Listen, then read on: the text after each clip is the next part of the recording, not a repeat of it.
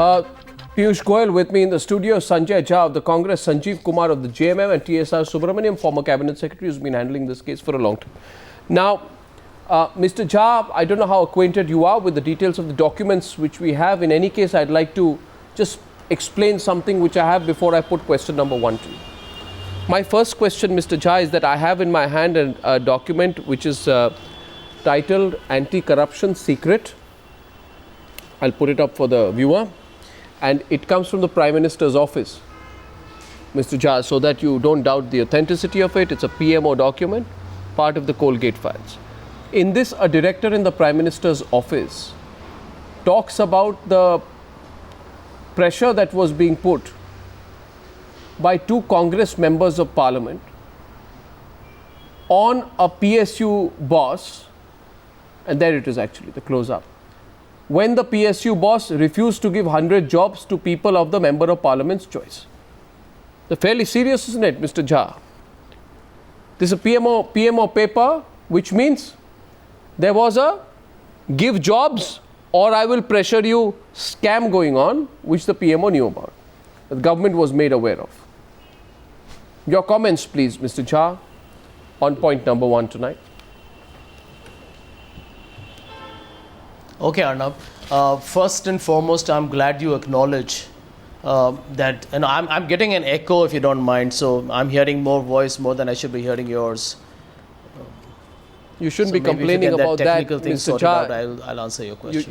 You should be relieved on a lighter note. No, hello? Can you hear me, Mr. Jha?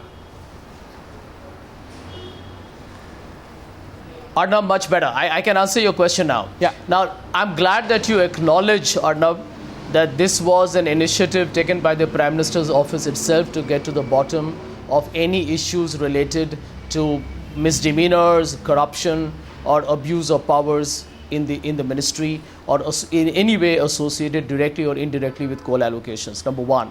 Number 2, and very important for you, because if you're discussing this, and I think we need to discuss this with all the gravity it deserves, we need to put some facts up front. The fact number 2 is that the Prime Minister was himself in favor of going for competitive bidding. No, this is not about my question. The Prime Minister, all these bureaucrats, I've gone through the documents. I've gone through the documents. I've gone through the documents.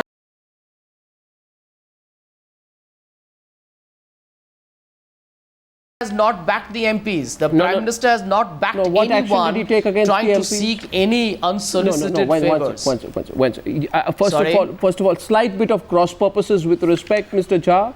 At this point between you and me, it is written here, Shri Fukran Ansari had tried to get about 100 people of a particular religion in Jamtara area employed in SP Mines Chitra, Deogarh District. However, Shri Ritolia did not oblige. And what did this gentleman do? This Fukran Ansari writes a letter to the Prime Minister. Now I am putting up document number 2. He writes a letter to the Prime Minister. I have a copy of that as well, in which he puts all kinds of charges against the PSU boss.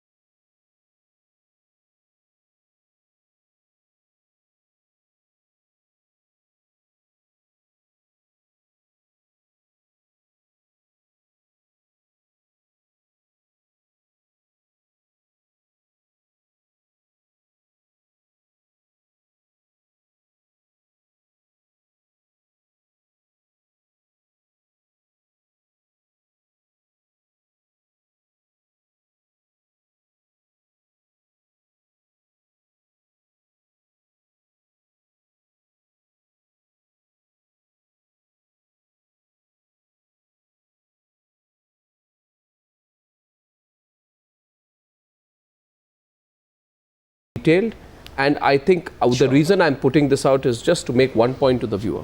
You see, throughout there has been an argument that the CAG and others have been twisting facts, etc., and that, you know, there isn't really political interference. So I leave it open to your judgment today, whether after our expose today you can still say that. First counter coming in, Mr. Subramaniam, before I come to you, to Piyush Goyal, who wants to respond. The first political response on the debate tonight. Mr. Goyal to Mr. Jha, that's exhibit number 1. Would you like me to put out some more information, Mr. Jha? Now, my question, you want to counter him, or I have a counter question for you? I just want to make a small point, Arnab.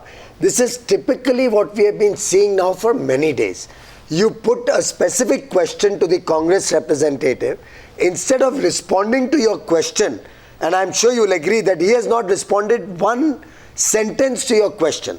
He's not responded to what happened with the pressures being put by the Member of Parliament. He has not responded what action was taken on the pressures. Please remove the He has not responded whether the Prime Minister did anything at all to cleanse the system. On the contrary, and I'm glad he's raised the issue of the coal block allotment suo moto and brought that into the debate, because I have the whole CAG report. Your viewers are aware of this CAG report. On 6 occasions, the CAG has demonstrated how the Prime Minister's office scuttled every effort and attempt of an honest officer to try and introduce the auction process. How the PMO and the MOS coal under the PM and his whole department worked overtime, first to scuttle the auction process. When the law officers gave an opinion, when the law officers gave an opinion that it could be done by an executive order, they kept referring it back and again to get an opinion that it cannot be done. Then they put a cut-off date. They again flouted that cut-off date. So exhibit number 2. Exhibit number 2 tonight, as part of our investigation.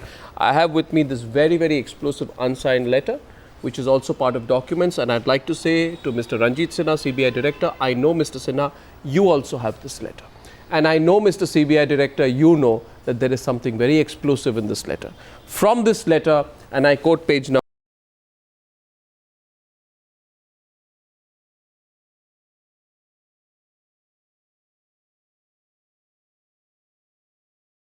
In December 2003, a day after Shashi Kumar was appointed as Chairman and Managing Director of Coal India Ltd for a brief period, a man visited him who claimed to be speaking on behalf of the then Coal Minister. This man said Shashi Kumar would have to make a down payment of 10 lakhs and a monthly payment after that, which would be decided after meeting the Minister.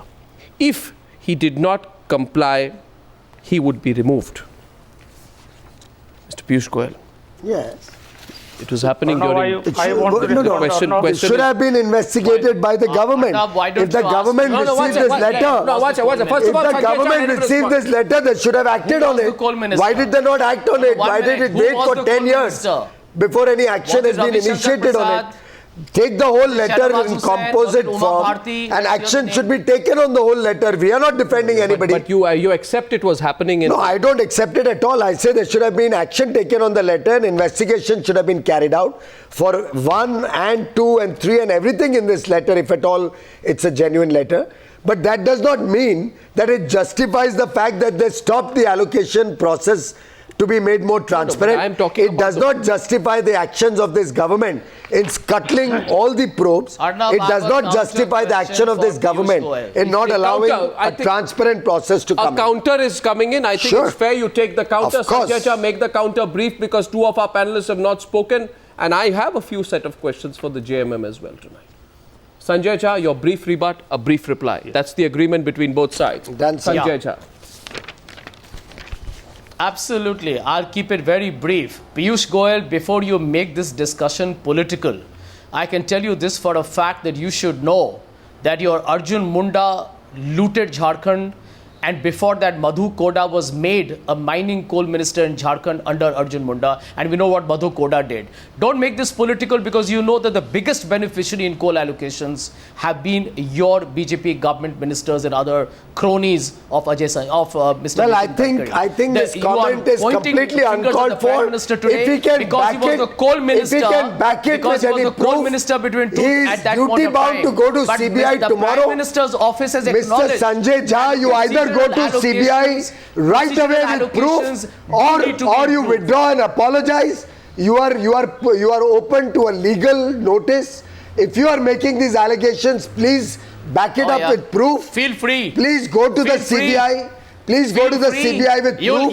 By the way, you have to send defamation notice to 1500 media channels. आप अगर ऐसा कुछ इल्जाम लगाना चाहते हैं तो मेहरबानी करके CBI पे जाइए. Please ask your panelists to back it with proof. Or you should apologize on your channel. No, you are overreacting. You should apologize on your channel. You are all making allegations. Before making, I have not made any allegations. I have read from CAG report. I don't throw stones on anybody without proof. You have. I have never thrown a stone. Why don't you quote the CAG I have report quoted only from CAG report. You please quote which. You please give some proof of what you are saying. I hold you to proof on this. Quote the CAG report of the Chhattisgarh government. What is, yes, so let's have an inquiry. Why don't you talk about the I'm happy to talk. Let's talk about it. I'm happy to talk about it. That allotment was through a transparent I know you are sitting in the studio. I'm happy to debate the CAG report on Chhattisgarh. Exhibit number. You debate the national report, I'll debate that. Happy to do it. I knew it.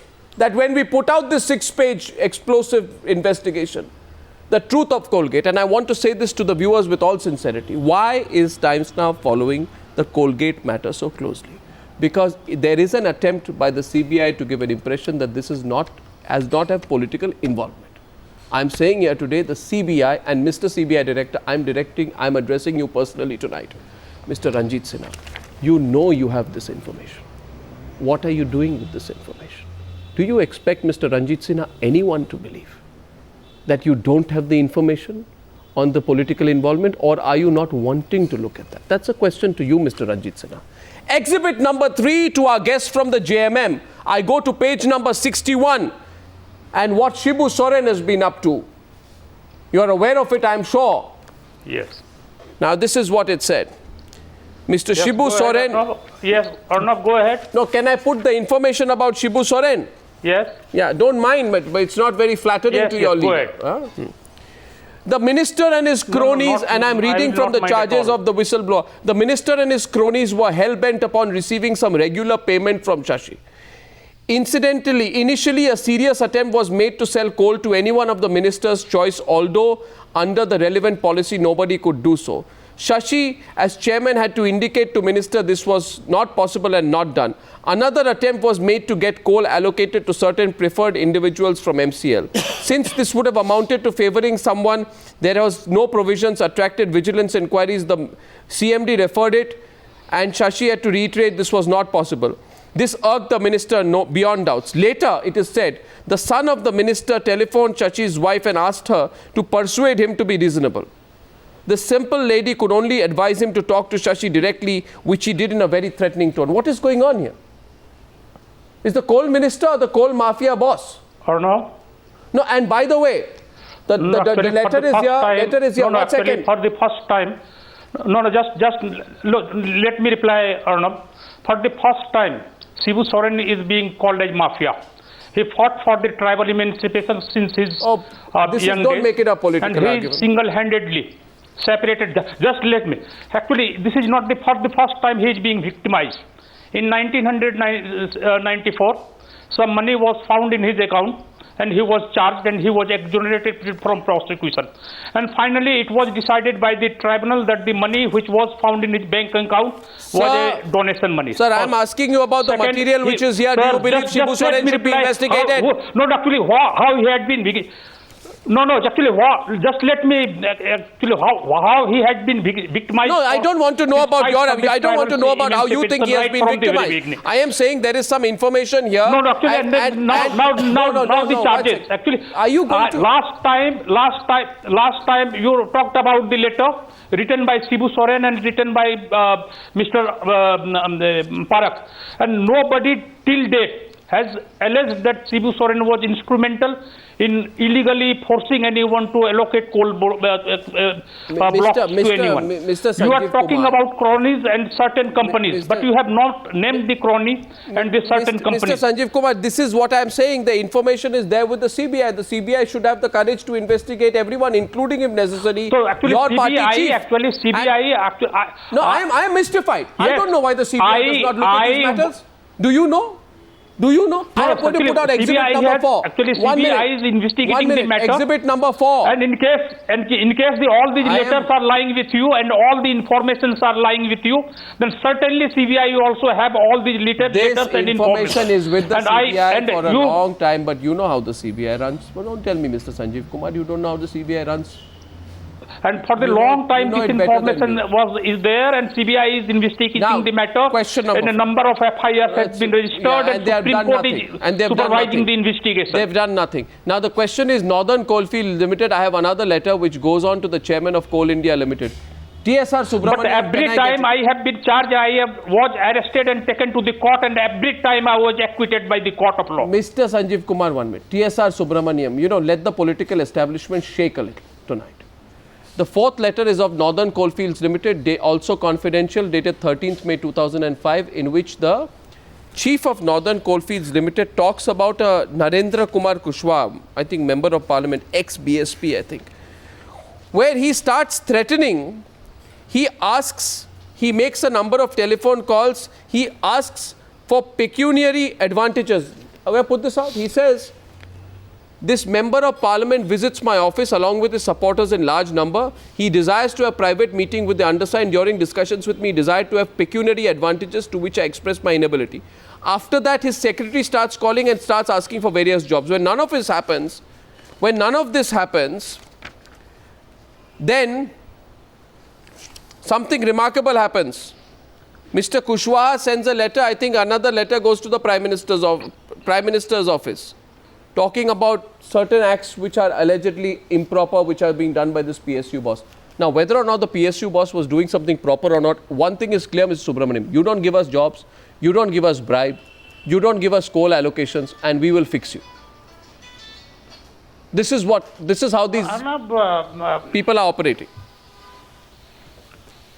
Arnab, we have seen a lot of muck that you have talked about here. Clearly, this is only the tip of the iceberg. Don't forget that these are documents which were well before the CAG report. Yes. Well before the present CBI case. So prima facie, we have to take them seriously. These are not responses to the recent FIRs, etc. These are contemporary documents which are coming out today and now surfacing. And I'm reasonably sure more will surface. I think 2-3 questions arise. If Parak had not been named in that FIR, we would not have heard of these. These would have disappeared forever. Forever. Number one. Number two, when Parak was charge sheeted or the FIR was registered, why concurrently the CBI did not start inquiries with the coalfield chairman, with the 4 ministers who are named, with all the other dramatis personae whose actions of that period is coming out? They should have done that. I think number 3. Number 3. PM was also minister of that ministry for at least 3 years during that period. Yes. Shibu Soren was called back after having been called the mafia. In 2006, by none other than the secretary of the department. Yes, it was not an anonymous complaint. Yes. It was the secretary of the ministry. One minute. Sanjeev Kumar is reminding you. Sanjeev Kumar, one second, let him rebut you. Sanjeev Kumar. One second, Sanjeev Kumar, please. Question pointedly to Mr. Parak. What? Yes. What do you say? I didn't hear you. Yes. What did you say?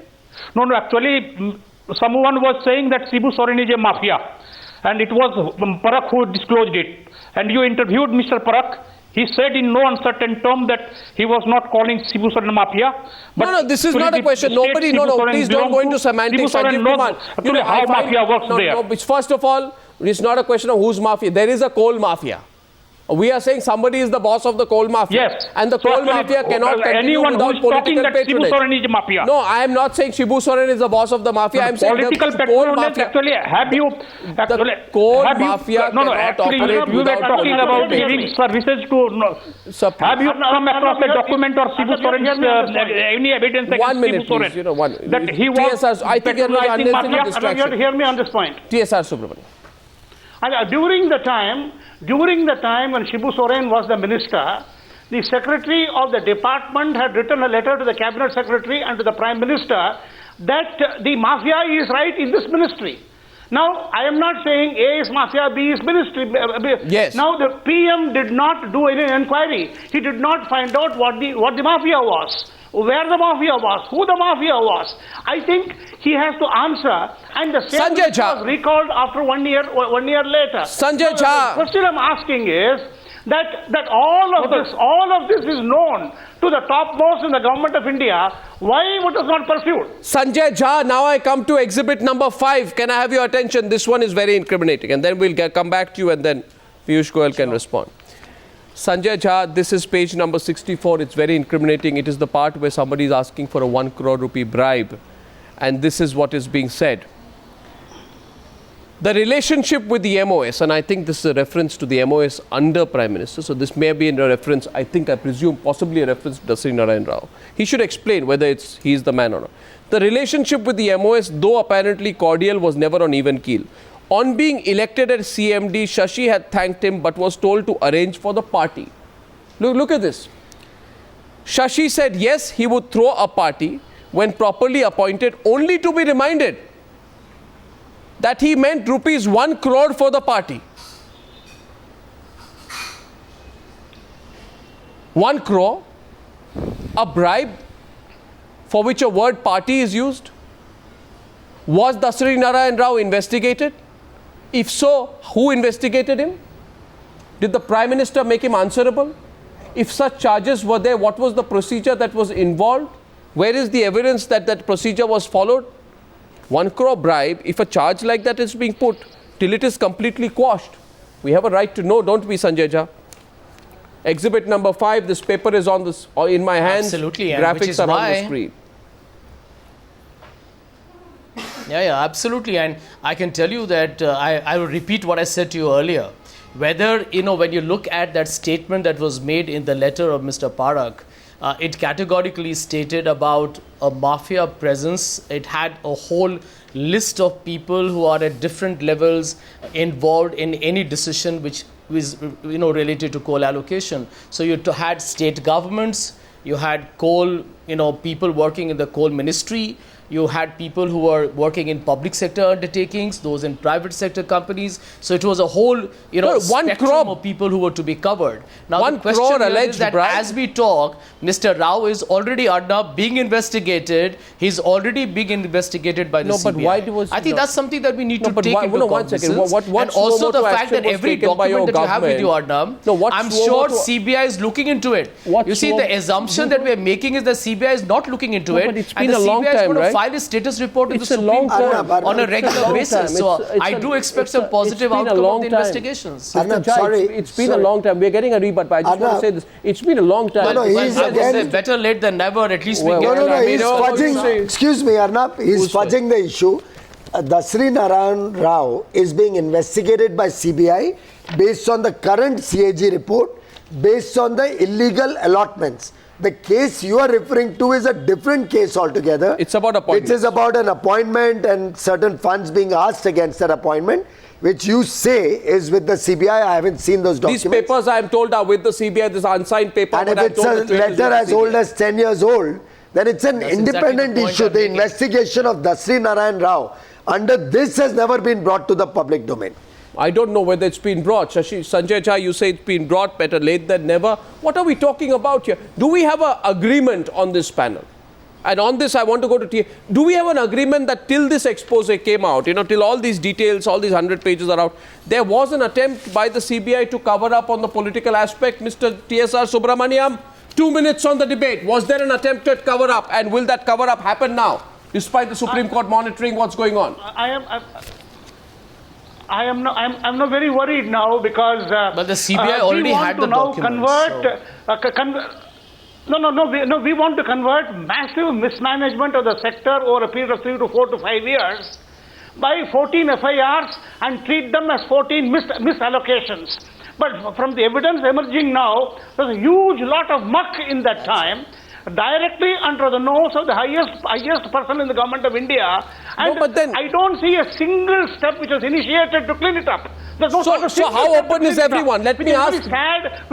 No, how open is everyone? Let me ask Piyush Goyal here, because the entire focus of his attack has been on the centre and the Prime Minister. Would he be open to the state governments who have had a stay in the allocations of the screening committee, Mr. Piyush Goyal? Would you be open to getting them also under the investigation? Absolutely, please? Would you? Exactly. I have personally talked to the state governments run by my party, and when I saw the documents, I was amazed at the amount of probity that they kept in the process. I was amazed that when they got any allotments of coal blocks, they would further choose their partners if I were to say, through an auction, through a tender process. If I were to say, I think my state governments have distinguished themselves in their performance. One quick counter. Sanjay Jha, before you come in, then my question will be Vasundhara. I'm happy to open up everything to any... Vasundhara Raje wrote to the Prime Minister on April 11, 2005. Yes. She opposed she opposed the auction process. Yes, I'll explain. Raman Singh wrote to PC Parekh on May 28, 2005. He said the state government is not in agreement. So I'm absolutely happy to have that investigated. Have them investigated too. May I complete? Yes, please. I'm very happy to have that investigated, because you have to read that letter in its entirety. They will say the same. They will make the same point. Absolutely no. What my chief minister said were two. One, they said that as of now, the screening process that you have initiated does not allow us to have any say. All that we can do is recommend, and anybody who comes to my state, I'm obviously going to recommend. Point one. Point two, even when the state recommended something, the central government and the screening committee did not follow that. I have tens of cases where state recommendations were ignored. Question tonight. So by the way, my state governments did a good job to protect their interests. The central government completely bungled. I submit this. The question is of application of mind, Sanjay Jha.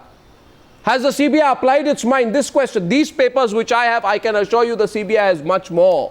The CBI director has much more. Sanjay Jha, last rebut, then we are closing the debate. The matter is in the public domain, very much. Okay, the matter is in the public domain, and Arnab, I can also assure you, with the Prime Minister himself categorically stating that if required, I will face the CBI myself. For all the cases or only Hindalco? He has not clarified that. Monitoring this, and I will make one last point to Piyush Goyal.